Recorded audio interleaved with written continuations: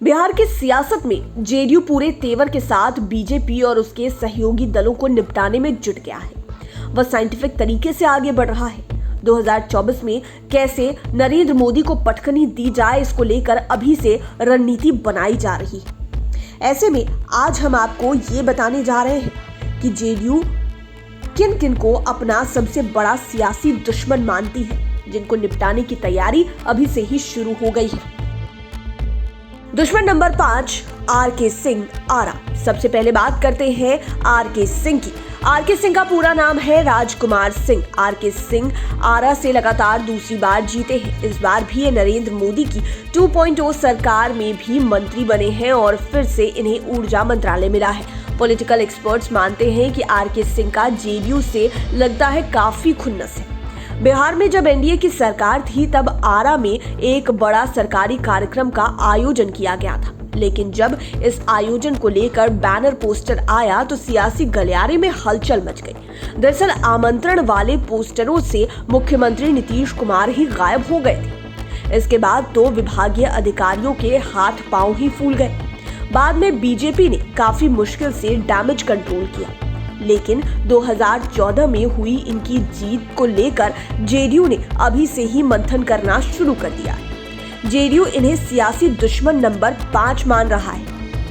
आंकड़े बताते हैं कि 2014 के चुनाव में बीजेपी के आर.के. सिंह को 3,91,074 वोट आए थे और ये 2,55,204 वोटों के मार्जिन से जीते थे। तब दूसरे नंबर पर आरजेडी के भगवान सिंह कुशवाहा रहे। उन्हें 1,35,870 वोट मिले थे। तब माले के राजू यादव 98,805 वोट लाकर तीसरे और जेडीयू की मीना देवी 75,962 वोट लाकर चौथे स्थान पर रही थी। अब परिस्थिति बदल गई। 2014 में अलग अलग लड़ने वाले आरजेडी, जेडीयू और सीपीआई-एमएल आज की डेट में एक साथ महागठबंधन में है और इन तीनों के वोट को मिला दिया जाए तो वह कुल 4,29,971 होता है। अब सोच लीजिए कि 2024 में यह स्थिति रहने पर क्या होगा। दुश्मन नंबर 4, संजय जायसवाल, पश्चिम चंपारण। अब बात करते हैं उस बीजेपी सांसद की जिन्हें जेडीयू दुश्मन नंबर 4 मानता है। ये है संजय जायसवाल, बीजेपी के दिग्गज नेता और पश्चिम चंपारण के सांसद। ये पार्टी के दबंग फेस हैं। इन पर नरेंद्र मोदी से लेकर अमित शाह तक को भरोसा है। जब नीतीश कुमार बिहार में एनडीए की ओर से सीएम थे तो भी संजय जायसवाल उनके प्रबल विरोधी थे और उनके खिलाफ खूब बोलते थे और बिहार में बढ़ते अपराध, शिक्षा से लेकर शराबबंदी कानून तक पर नीतीश कुमार को घेरते रहते थे। सबसे ज्यादा अग्निपथ योजना को लेकर संजय जायसवाल ने अपनी सरकार की खिंचाई की थी, लेकिन कहा गया है ना कि सब दिन होत न एक समा। मुख्यमंत्री नीतीश कुमार ने एक चाल चली और बिहार में सीएम वही रह गए, लेकिन बीजेपी विपक्ष में चली गई। अब जेडीयू डेटा क्रंचिंग में बीजेपी को तौल रहा है। दरअसल संजय जायसवाल 2009 से ही सांसद हैं। उसके पहले उनके पिताजी सांसद रहे थे। बीजेपी के संजय जायसवाल को 2014 में 3,71,232 वोट आए थे। तब जेडीयू उम्मीदवार प्रकाश झा को 2,60,978 वोट मिले थे। इस तरह संजय जायसवाल 1,10,254 वोट के अंतर से जीते थे। उस चुनाव में बाकी उम्मीदवारों में आरजेडी के रघुनाथ झा को 1,21,800, सीपीएम के प्रभु राज नारायण को 17,157 तथा बीएसपी के शमीम अख्तर को 12,145 वोट आए थे। आज की डेट में बीएसपी को छोड़कर सभी पार्टियां महागठबंधन में हैं। यहाँ तक कि शमीम अख्तर भी इन सबको छोड़ दिया जाए तो कुल वोटों की संख्या 4,12,080 होती है। अब जीतने वाले से मिलान कर लें तो समझ में आ जाएगा कि विजेता के वोट इनके कुल योग से कितने कम हैं। दुश्मन नंबर 3, गिरिराज सिंह, बेगूसराय। अब जेडीयू के सियासी दुश्मन नंबर 3 की बात करते हैं। हम बात कर रहे हैं बेगूसराय लोकसभा क्षेत्र की। यहाँ से 2019 में गिरिराज सिंह जीते थे। गिरिराज सिंह अभी भी केंद्र में 2 महत्वपूर्ण मंत्रालयों के मंत्री हैं। ये विवादित बयानों के लिए हमेशा सुर्खियों में रहते हैं। नीतीश कुमार जब एनडीए में थे तब भी ये उन्हें कभी एनआरसी तो कभी सीएए और कभी जनसंख्या नियंत्रण कानून को लेकर घेरते रहते थे। इन पर नरेंद्र मोदी से लेकर अमित शाह तक खूब भरोसा करते हैं। उस भरोसे की वजह से केंद्र में बड़ी जिम्मेदारी भी दी गई है। आपको बता दें कि बेगूसराय भूमिहार बाहुल्य क्षेत्र है और यहाँ से 2 चुनाव छोड़कर हर बार भूमिहार ही सांसद बने हैं। लेकिन यहाँ से 2014 में भोला सिंह सांसद बने थे। भोला बाबू का 2019 में ही चुनाव के पहले निधन हो गया था।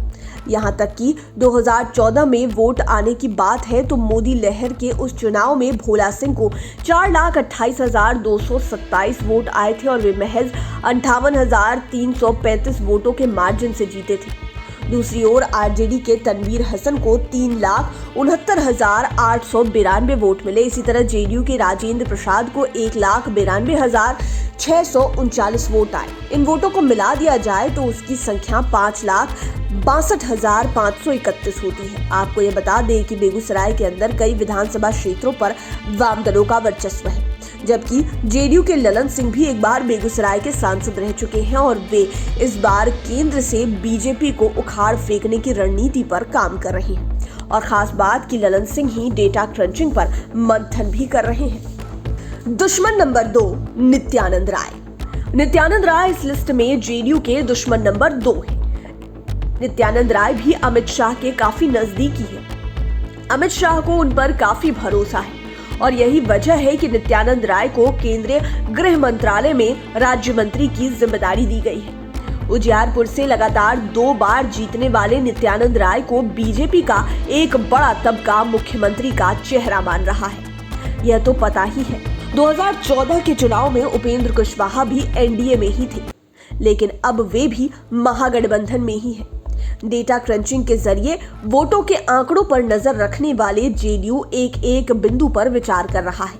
अब देखते हैं कि 2014 में किन दलों को कितने वोट आए।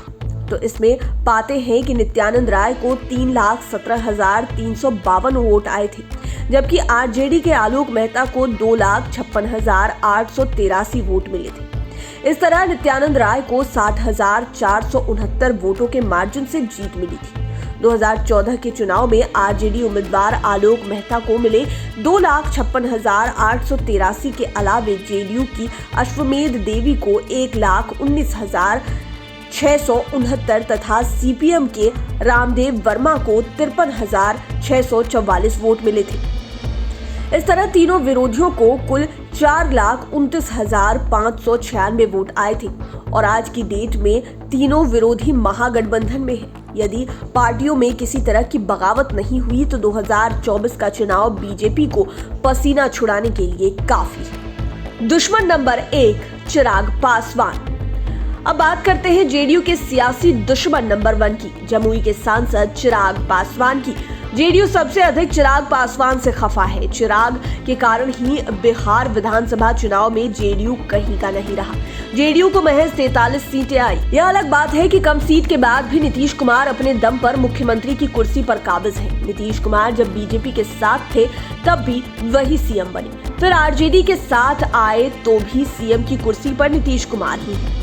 जेडीयू के राष्ट्रीय अध्यक्ष ललन सिंह ने कई दफे कहा है कि चिराग पासवान के पीछे बीजेपी खड़ी थी, क्योंकि चुनाव के समय चिराग पासवान न केवल खुद को नरेंद्र मोदी का हनुमान कहते थे, बल्कि यह भी कहते थे कि मोदी से बैर नहीं, नीतीश की खैर नहीं। और अब तो ललन सिंह ने चिराग मॉडल नाम ही रख दिया है। दरअसल जेडीयू के पूर्व राष्ट्रीय अध्यक्ष आरसीपी सिंह भी धीरे धीरे बीजेपी के मोहपाश में फंस गए थे। उनकी बदली हुई एक्टिविटीज को देखकर जेडीयू ने न केवल खुद को अलर्ट किया, बल्कि आरसीपी सिंह को पार्टी से निकालते हुए कहीं का नहीं छोड़ा। तब ललन सिंह बोले कि बीजेपी आरसीपी को भी चिराग मॉडल के रूप में इस्तेमाल कर रही थी। यही वजह है कि जेडीयू अपना सबसे बड़ा सियासी दुश्मन चिराग पासवान को मान रहा है और वह अभी से जमुई पर अपनी नजर गड़ा चुका है। 2014 के लोकसभा चुनाव का डेटा देखें तो पाते हैं कि चिराग को 2,85,334 वोट आए थे और उन्होंने जेडीयू के सुधांशु शेखर भास्कर को 86,127 वोट से पराजित कर दिया था। उस चुनाव में जेडीयू को 1,99,407 वोट मिले थे, जबकि आरजेडी उम्मीदवार उदय नारायण चौधरी को 1,98,599 वोट आए थे। इस तरह जेडीयू और आरजेडी के वोट मिलाकर 3,98,006 हो जाते हैं। पॉलिटिकल एक्सपर्ट्स भी मानते हैं कि यदि यही स्थिति 2024 में रही तो चिराग के लिए जमुई में मुसीबत हो जाएगी। फिर उन्हें जमुई के बदले हाजीपुर से चुनाव लड़ना पड़ सकता है। तो आपने जाना कि डेटा क्रंचिंग को लेकर जेडीयू किस तरह 2024 के चुनाव की ओर अग्रसर है। आपको बता दें कि 2014 में जेडीयू अलग चुनाव लड़ रहा था, जबकि एनडीए के साथ उपेंद्र कुशवाहा और जीतन राम मांझी थे। वे दोनों भी अभी महागठबंधन में हैं। साथ ही उस समय कांग्रेस के खिलाफ एंटी इनकम्बेंसी के साथ ही देश में नरेंद्र मोदी की लहर थी। लेकिन यह मामला भी अब उलट हो गया है। महंगाई समेत कई मुद्दों पर लोग पीएम नरेंद्र मोदी के खिलाफ गुस्से में हैं और नीतीश कुमार ने भी कह दिया है कि जरूरी है कि 2014 वाले 2024 में आए ही। उम्मीद है ये वीडियो आपको पसंद आया होगा। इसी तरह के वीडियोस के लिए हमारे चैनल लाइव सिटीज को सब्सक्राइब कर लें, साथ ही फेसबुक पेज को भी लाइक करें। धन्यवाद।